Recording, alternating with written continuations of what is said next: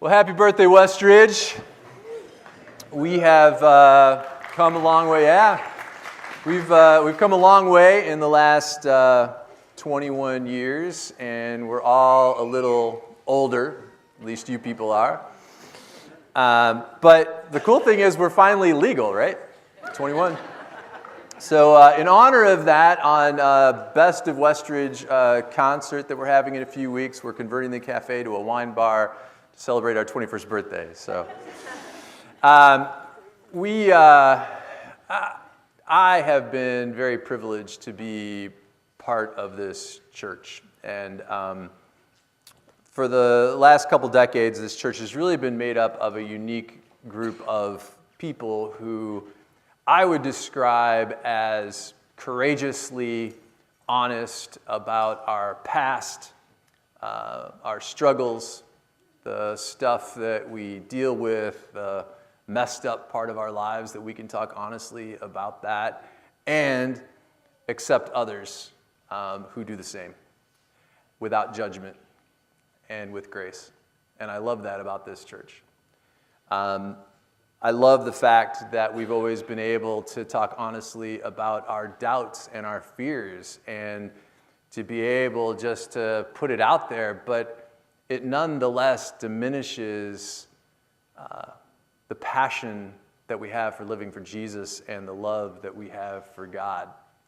And so I just want to say I'm just proud to be part of this place. I'm proud to walk with all of you down the narrow path that leads to Jesus, and I love being in community with you. And so I just want to say that while we have come a long way, we always need to remember that it is only by the grace of God that we are still here. And I hope that this will be a place that we can all, 21 years from now, still call home. So thanks.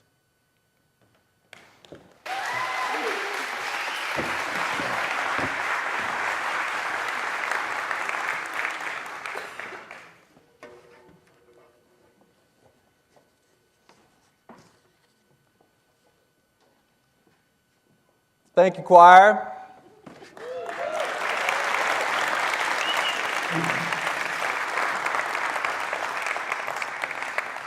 I always love Birthday Sunday because it just reminds me of how blessed we are and the things that we're doing and up to. And I always love having the choir as part of the service. It's always a lot of fun for us and a lot of fun to have everybody just kind of let loose and be part of everything. So it's awesome. When I come off of these breaks, I always am reminded also about just how much I love coming to church here, because when I'm not teaching, I'm here pretty much every Sunday that I'm in town, and just how blessed we are to have such great music and worship and teaching with Greg and Danielle and now Lance, and we're just truly blessed as a church. So I'm very grateful for all of that. I'm also very excited that for the next several weeks, we are going to be looking at the first and what I would call the most defining sermon that Jesus preached in his short life. It's traditionally called the Sermon on the Mount. Very profound because Jesus happened to teach that while he was on the side of a mountain. And it's found in the Gospel of Matthew, chapters 5, 6, and 7. And in this sermon, Jesus gives what I would consider to be the most comprehensive outline of what it looks like to live life in the way that we were created to live from the beginning, the way that it was intended to be lived. And I would also even go as far as to say that if we were to somehow lose like the entire rest of the Bible, if it were to come up missing and we were to end up with just these 3 chapters, we'd pretty much be able to figure out how it is that we should live and what it is that God expects of us just from this very short sermon that Jesus teaches. So I would encourage you all to read these chapters. We're not going to be able to but just scratch the surface. There's so much content in these chapters, and I would encourage you that just through the weeks, just to read those 3 chapters over and over and over again, because there's so much there. But this morning, I'm going to throw a couple of Greek words at you, and it's not because I'm trying to show off my linguistic prowess, but I'll remind you that the original New Testament manuscripts were written in the ancient Greek language. It was called Koine Greek. And there are times when it was translated into English, there are times when there is not a great English word that translates and gets the full impact of the author's intent. And that doesn't mean that that is inaccurate. It just means that there's times that it's worth going back to that original language so that we can get the full picture that the author was trying to paint some 2,000 years ago. And so there is this Greek word that appears in the New Testament, and it is pronounced Makarios. And it's translated in our New Testament Bibles as being blessed or blessed. And when you go back to the original Greek, you see that the idea around Makarios is that it was someone who was in the fortunate position of receiving God's favor and grace. And the fact is that they're not just blessed. It goes on in the original language to say that they're supremely blessed and filled with an amazing amount of joy. And so in the days and months that led up to Jesus' debut of this great sermon, the Gospel of Matthew talks about when Jesus was coming on the scene. And so just before the Sermon on the Mount, in chapter 4, we catch a glimpse of what was going on before Jesus preaches this sermon. It says that Jesus went throughout Galilee teaching in the synagogues, proclaiming the good news of the kingdom. News about him spread all over Syria, and the people brought him all who were ill with various diseases, those suffering severe pain, and he healed them. Large crowds from Galilee and Decapolis, Jerusalem, Judea, and the region across the Jordan and followed him. And so, as you can see, there is this incredibly growing number of people who are following him, and they're drawn to his teaching not only because he's teaching against man-made religion and the arrogance that was surrounding this kind of spiritual arrogance that was emerging in this culture, but also teaching what Jesus viewed as what religion really is, which is the radical love of God, the grace of God. And so it's against this background that Jesus begins to teach. So if you can imagine, there were thousands of people who were gathered there that day on the side of the mountain, who came from everywhere, and yet they all came to the middle of nowhere so that they could just catch a glimpse of this man, so that they could grab hold of what it is that he had to say. And as Jesus takes his place, I envision that all the worst people who were sitting there front and center were all just the worst people. You know, the people that would never be allowed into the temple by the Pharisees because they weren't good enough. They were sinners. People who were lost. People who were hurting. Who are now sitting so close to Jesus that they could just reach out and touch him, and they just wanted to hear what it is that he had to say. And so as the crowd begins to quiet down, Jesus sits down on the side of that mountain, and he looks into the eyes of all of these messed up people just like you and me. And the first word out of his mouth is Makarios.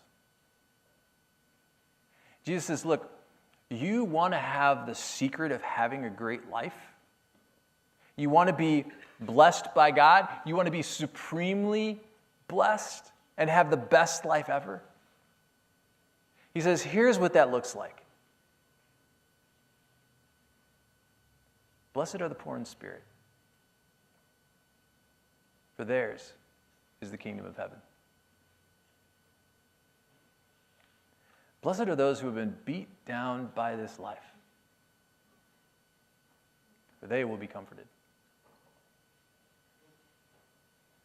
Blessed are the merciful and the meek. Blessed are the pure in heart, for they shall see God. Jesus begins to strip away all of our preconceived ideas about what a successful life looks like. Stuff like wealth and power and admiration and pride. But he says that none of that is anything more than just artificial existence. He turns everything that we ever thought about what it means to have a great life, and he turns it upside down, and he says, Makarios looks different than this. You want a successful life? You want a supremely blessed life? Let me tell you what that looks like. And for the next 3 chapters, Jesus outlines for us the secret to having a great life. But he begins with these words. You are the salt of the earth. But if that salt loses its saltiness, how can it be made salty again? It is no longer good for anything except to be thrown and trampled. You are the light of the world. A city on a hill cannot be hidden. Neither do people put a lamp under a bowl. Instead, they put it on its stand so that it gives light to everyone in the house. Jesus says, you want Makarios? You want to have an incredible, spectacular life? Then be salt and light. And salt, as it was used then, is the same as it's used now. It can be used for healing, but primarily as a flavor enhancer. And so in the same way that salt enriches the flavor of food, it seasons, he's saying that we are to live a salty life, where we season the lives of people around us, that we add value to those people that we come into contact with. You see, there's 2 types of people in this world. There are givers and there are takers.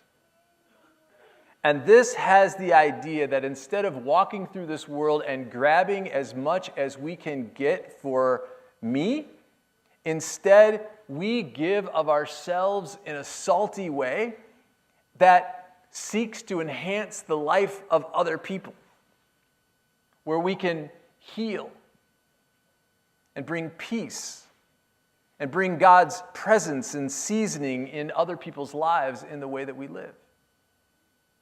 And then he takes it a step further and he says, if you lose your saltiness, then what's even the point of your life? It's pretty harsh. He's saying, what is a life without purpose or meaning? If we don't have some way that we're contributing, then what is our life about? We're just another taker in a world that is full of takers, and we don't need another one. Living a salty life means that we're living our lives in order to make an impact, to make a difference. Plato once said, "The unexamined life is not worth living." And I fear that there are so many of us who just go through life. We go through the daily grind and we don't stop long enough and really take stock of our lives and say, who am I really? What is my life about? What's my focus? What's my purpose? When you peel away all the layers of my life and you get down to the core of me, of who I am, what am I left with? What's driving me?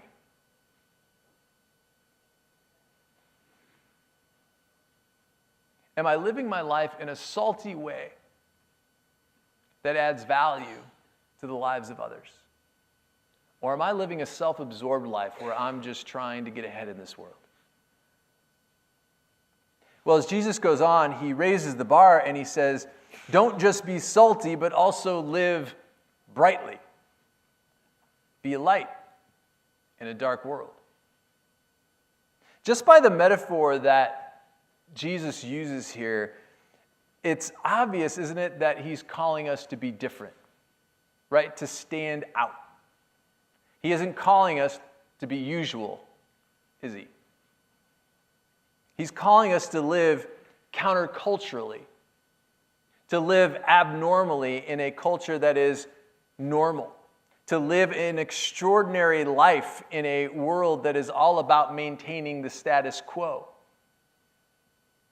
to redefine normality into the life that Jesus would have us to live. And so when Jesus says, you are the light of the world, do you think that he really wants us to blend in? Being a light means that we are exuding the love and the compassion of God in a ruthless, dark world.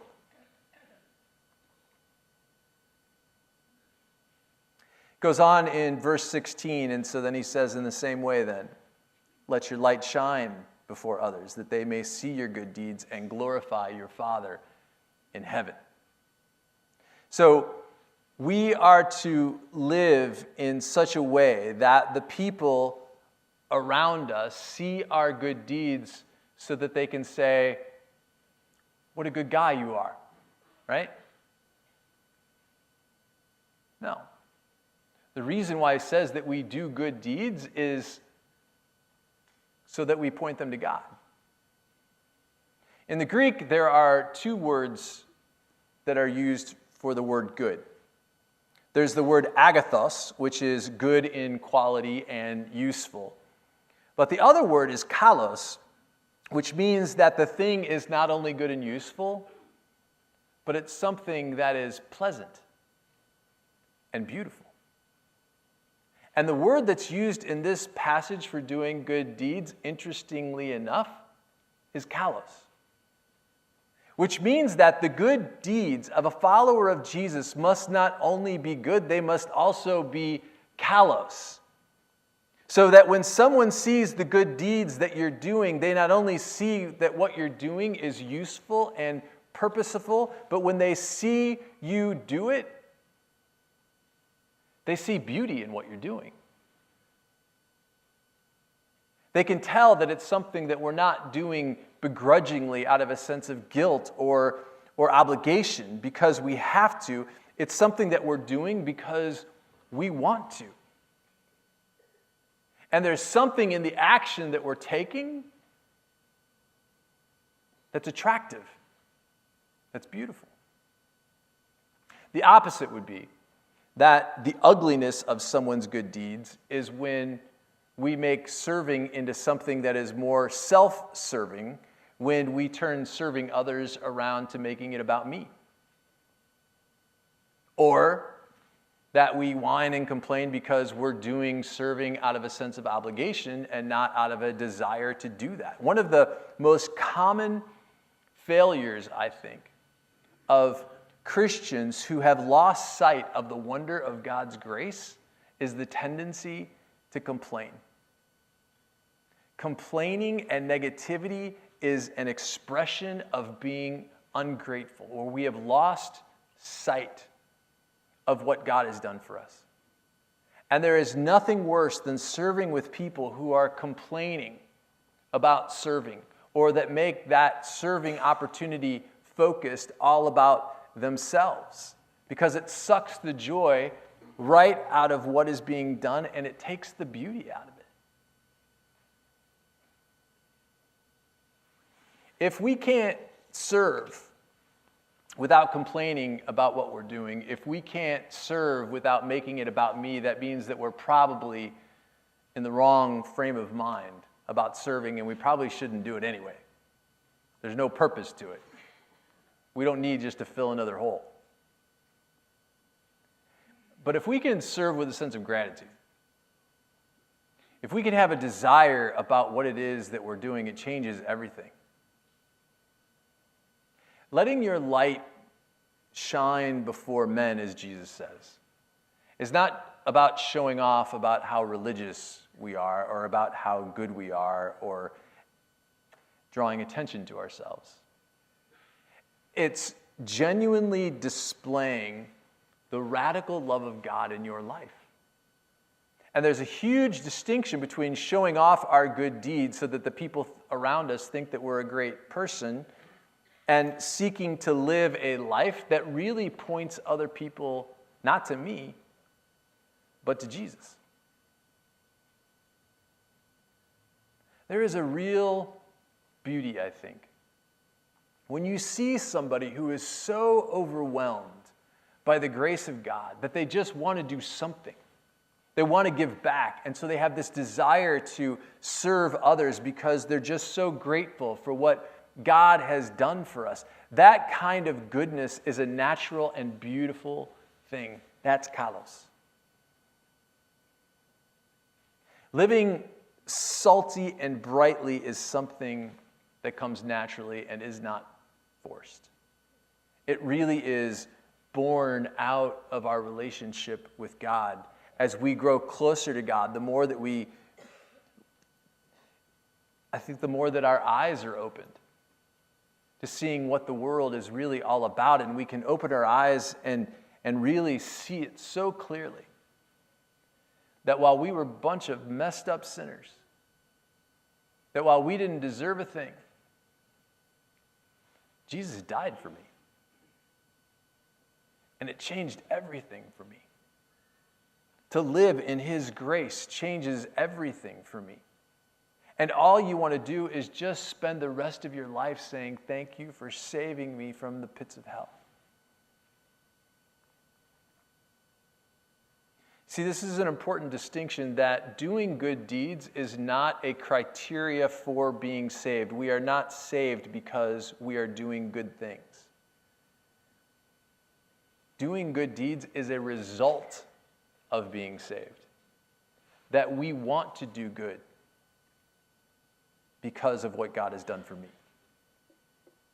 And when we serve like that, our salty, brightly lit life is a beautiful expression of gratitude.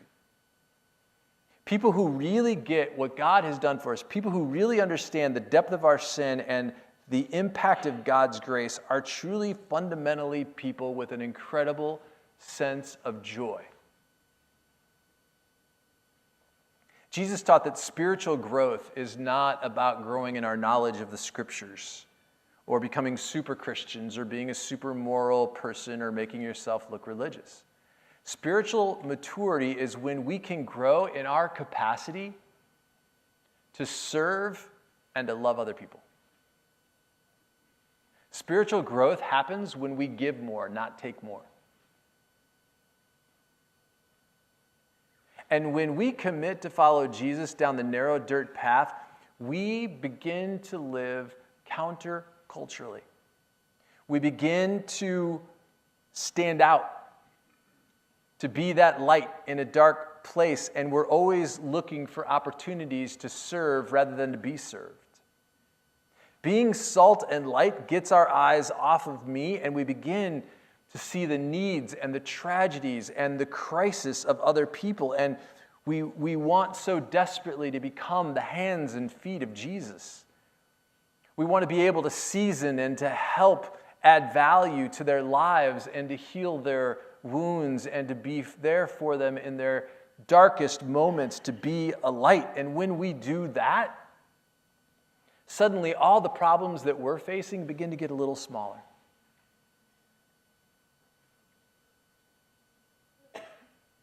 At the point that we finally begin to live in this kind of zone, our excuses that we had at one time to stay focused on ourselves suddenly sound so hollow. When we said things like, I was too busy. I had too much going on. I couldn't balance it all.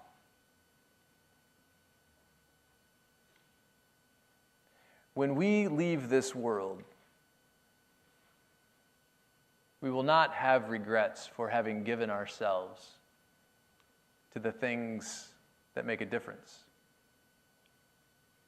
We will have regrets about having given ourselves to the daily grind. I have to say that as I've looked back over the last 21 years of being here at Westridge, I really love this church because it's a group of people who really get it. Like, through the 21 years, we've had times of crisis and tragedy and stuff happens, and people respond like that. Generosity and giving their time without complaining, and people just jump in and say, whatever you need, let me know. And it's been awesome to see how this church has become a light in a very dark place. And if we could all just understand that if our view of serving could just change, if we could just open our eyes and see the needs that are all around us, and understand that when we're serving, we're doing things that make a difference for all of eternity. That whether we're serving in Westridge Kids or we're serving communion, we're making a difference in the lives of people, in the way that they are relating to God. Or when you serve as a greeter or at guest services and someone walks through the doors of a church for the first time in a very long time, you can make a difference in their spiritual life by helping them to feel the warmth of God that they haven't felt in so long. And there's a lot of opportunities that we can all serve. We can just figure out what your gifts are and what you want to do, and whether it's a sound or video tech or mowing your elderly neighbor's lawn or being a barista in the cafe. Whatever area that you serve in, see it as an opportunity to be salt and light in that area and make it meaningful. Don't waste another moment of your life. I'm telling you, don't waste another minute of your life doing something out of a sense of guilt or obligation. It just isn't worth it. It's not. Whatever it is you do it because you are so grateful to God that you just want to give back. And so I just encourage you this morning, and we're going to do this for the next several weeks. We're going to spend time just kind of thinking about our life and what's it about and where am I at and where do I want to be. But just for this morning, ask yourself, what is my life all about? At the core of my being, who am I? Am I really being salt and light in the lives of people around me? I can honestly tell you that the greatest moments of my life are when I can finally get my eyes off of me and I can manage to stop living a self-absorbed life and begin to live a life that really seeks to make a difference in the lives of others. The truth of the matter is this: every year that passes, you're going to give your life to something. What's it going to be for you? Next 12 months, what are you going to give your life for? Your job, travel, building wealth, just getting ahead? In the end, what will you have given your life for? Jesus says that's not what Makarios looks like.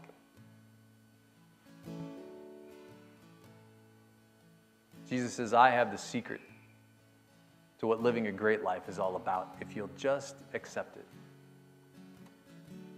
And so I'd like to challenge everybody here this morning to just take that first step and do something, anything, that begins to get us into a different lifestyle, a different mindset of being salt and light.